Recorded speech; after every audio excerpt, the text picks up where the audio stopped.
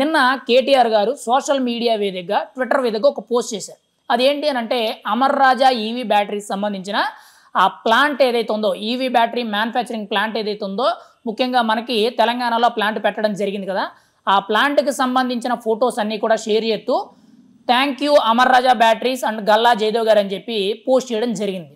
ఇక్కడ ఈ పోస్ట్కి జగన్మోహన్ రెడ్డి గారికి సంబంధం ఏంటంటే, ఇదే ప్లాంట్ అనేది జగన్మోహన్ రెడ్డి గారు అధికారంలో ఉండేటప్పుడు ఆంధ్రప్రదేశ్లో పెట్టాలని చెప్పి గల్లా జయదేవ్ గారు టీడీపీ ఎంపీ ఈయన నిర్ణయం తీసుకున్నారు. ఆయన గతంలో గుంటూరు ఎంపీగా 2 సార్లు పనిచేయడం జరిగింది. ఆయన అమర్ రాజా బ్యాటరీస్ ఓనర్ కాబట్టి ఆ ప్లాంట్ అనేది మన రాష్ట్రంలోనే పెడితే మన రాష్ట్రంలో ఉన్న నిరుద్యోగులకి ఉపాధి అనేది దొరుకుతుందని చెప్పి ఆయన నిర్ణయం తీసుకోవడం జరిగింది. కానీ అప్పటి వైసీపీ ప్రభుత్వం అమర్ రాజా బ్యాటరీస్ని వెళ్ళిపోమని చెప్పి టార్చర్ చేయడం జరిగింది.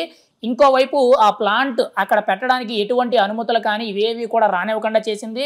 దాంతోపాటు ముఖ్యంగా చూసుకుంటే ఈ ఈవీ బ్యాటరీస్ పెట్టడం వల్ల అక్కడ పొల్యూషన్ జరుగుద్ది, దీనివల్ల చాలామందికి ప్రాణాపాయం ఉందనే ఒక కారణాన్ని తెర మీదకి తీసుకొచ్చి గల్లా జయదేవ్ గారిని టార్గెట్ చేశారు. ఇది పక్కన పెడితే ఇక్కడ వ్యాపారపరంగా గల్లా జయదేవ్ గారిని ఒకవైపు నొక్కితే, ఇంకోవైపు ముఖ్యంగా గల్లా జయదేవ్ గారిని కిడ్నాప్ చేసి ఆయన మీద కస్టోడియల్ టార్చర్ అనేది చేశారు. ఒక రకంగా ఆయన్ని బట్టలు విప్పించి కడ్రాయర్ మీద నుంచోబెట్టి ఆయన్ని కొట్టి నానా చిత్రహింసలు పెట్టి ఆయన్ని టార్చర్ చేయడం జరిగింది. అవి దానికి సంబంధించిన ఫోటోలు వీడియోలన్నీ కూడా సోషల్ మీడియాలో గతంలో చాలా సందర్భాల్లో కూడా వైరల్ అవ్వడం జరిగింది. మీకు ఉదాహరణ చూసుకుంటే మహేష్ బాబు గారి పుట్టినరోజు తన బావగారైన గల్లా జయదేవ్ గారిని గతంలో జగన్మోహన్ రెడ్డి గారు ఎలా టార్చర్ పెట్టారు, ఈరోజు మహేష్ బాబు గారి అభిమానులందరూ కూడా జగన్కి సపోర్ట్ చేస్తున్నారని చెప్పి కొంతమంది ట్రోల్స్ చేయడం జరిగింది. అయితే ఈ విషయం పక్కన పెడితే, అంటే గల్లా జయదేవ్ గారు ఒక గుంటూరు ఎంపీ అయ్యి ఉండి కూడా ఆయన మీద టార్చర్ చేసిందే కాక ఆయన వ్యాపారాలన్నింటినీ కూడా ఆంధ్రప్రదేశ్ నుంచి వెళ్ళగొట్టే విధంగా ప్లాన్ చేయడం జరిగింది. దాదాపుగా 9,800 కోట్ల బడ్జెట్తో ఈ అమర్ రాజా ఈవీ బ్యాటరీస్ ప్లాంట్ ఏదైతే ఉందో ఇది తెలంగాణలో పెట్టారు. ఇది కంప్లీట్ అవ్వడం జరిగింది. సుమారు ఎంత తక్కువ లేదన్నా కానీ 12,000 మందికి పైగా ఉద్యోగాల అవకాశం వచ్చే ఈ ప్లాంట్ అనేది ఆంధ్రప్రదేశ్ నుంచి గింటేస్తే, అమర్ రాజా బ్యాటరీస్ అనేది తమిళనాడులో పెట్టాలా, కర్ణాటకలో పెట్టాలా, తెలంగాణలో పెట్టాలని నిర్ణయించుకుంటే ఆఖరికి అప్పటి బీఆర్ఎస్ ప్రభుత్వం అయిన కేసీఆర్ గారు, కేటీఆర్ గారు అనుమతులు ఇవ్వడంతో మహబూబ్ నగర్ నుంచి హైదరాబాద్ వెళ్ళే హైవేలో ఈ ప్రాజెక్ట్ని అయితే పెట్టడం జరిగింది. ఇప్పుడు దానికి సంబంధించిన ఫోటోలు, వీడియోలు అనేవి కేటీఆర్ గారు సోషల్ మీడియాలో పెడుతూ వాళ్ళని అభినందించడం జరిగింది. ఇక్కడ జగన్మోహన్ రెడ్డి గారు ఎంత దారుణం అంటే, ఆయన అభివృద్ధి చేయకపోవడం ఒక ఎత్తు అయితే, ఎవరైనా అభివృద్ధి చేస్తామని చెప్పి ఎవరైనా వస్తే వాళ్ళని కూడా తరివేశారు.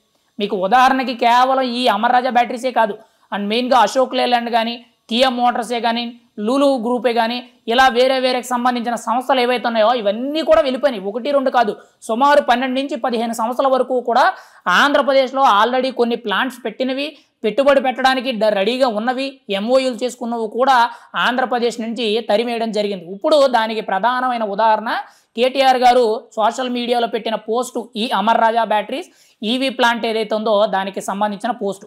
అంతేకాకుండా ఇంకోవైపు అదే కేటీఆర్ గారు నిన్న బీఆర్ఎస్ పార్టీకి సంబంధించిన మీటింగ్లో మాట్లాడుతూ, మనం గతంలో ఎంతోమంది మంచి ముఖ్యమంత్రులు చూసాం, ఉదాహరణకు ఒక చంద్రబాబు నాయుడు గారు, ఒక రోసయ్య గారు, ఒక రాజశేఖర్ రెడ్డి గారు, ఒక కేసీఆర్ గారు అని చెప్పి మాట్లాడారు తప్పితే ఎక్కడా కూడా జగన్మోహన్ రెడ్డి గారి ప్రస్తావన అనేది లేదు.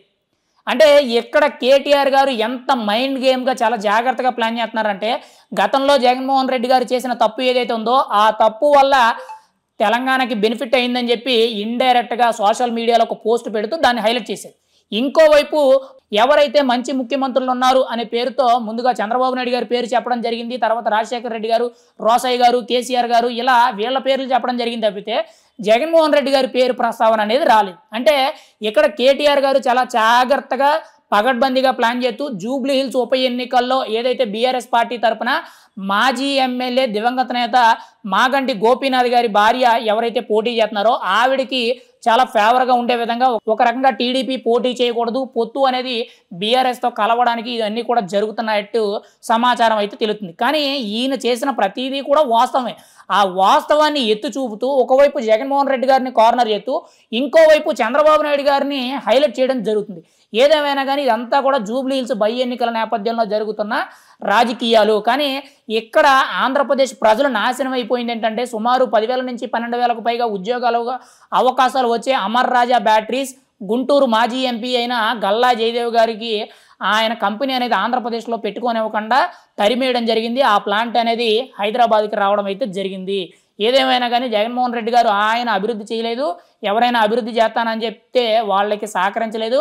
వాళ్ళని తరివేయడం కూడా జరిగింది. ఇది జగన్మోహన్ రెడ్డి గారి గత 5 ఏళ్ల పరిపాలన. ఇప్పుడు దాన్ని ఎత్తి చూపే విధంగా కేటీఆర్ గారు ఇండైరెక్ట్గా ఆ పోస్టును పెట్టడం అయితే జరిగింది. ఇప్పుడు సోషల్ మీడియాలో ఆయన పెట్టిన పోస్ట్కి కింద కామెంట్స్లో కానీ లేకపోతే రీపోస్టుల కింద కానీ విపరీతంగా వైరల్ అవుతుందని మనం అయితే చెప్పుకోవచ్చు.